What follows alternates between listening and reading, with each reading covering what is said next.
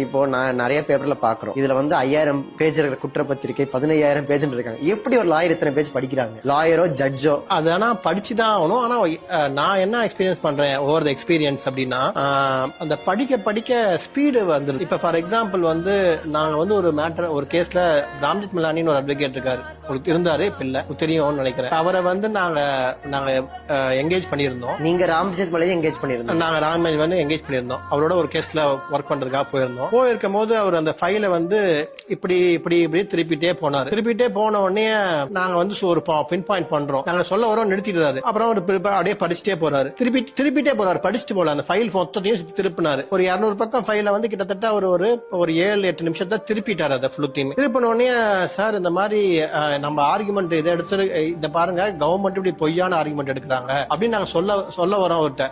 Sir அதனால அந்த பேஜை உங்ககிட்ட காட்டணும்னு நினைக்கிறேன் அப்படின்னு நாங்க சொல்றோம். அதுக்கு அவர் I know page number 72 para number 6 right, yeah I have read that அப்படின்றாரு. எனக்கு அப்படியே அப்போ அது நான் பண்ணும்போது என்னுடைய ஸ்டாண்டிங் பாத்தீங்கன்னா ஒரு 2007ல முடிச்சேன், மேபி 11ல இந்த கேஸ் வந்திருக்கும். ஒரு 4 இயர்ஸ் ஸ்டாண்டிங்ல அப்பதான் அவ்வளவு பெரிய சீனியரோட என்கவுண்டர் எனக்கு ஃபர்ஸ்ட் வருது. அப்படி வரும்போது அப்ப நான் புரிஞ்சுக்கிட்டேன், ஒரு சூப்பர் பிரெயினா மாறிடுறாங்க இவங்க படிச்சு அப்படின்றத புரிஞ்சுக்கிட்டேன். அதுக்கப்புறமேட்டு அந்த ஃப்ளோல பார்க்கும்போது இப்ப நான் என்னுடைய ஒர்க்கை பார்த்தாலே இப்ப ஒரு புதுசா ஒரு ஆச்சரியம் கூட இருக்கலாம். சோ அப்படி இம்ப்ரூவ் ஆயிருது, நம்ம நினைக்கவே முடியாத மாதிரி அந்த கெப்பாசிட்டி இம்ப்ரூவ் ஆயிருது, இன்க்ரீஸ் ஆயிருதுன்னு தான் நம்ம சொல்லணும்.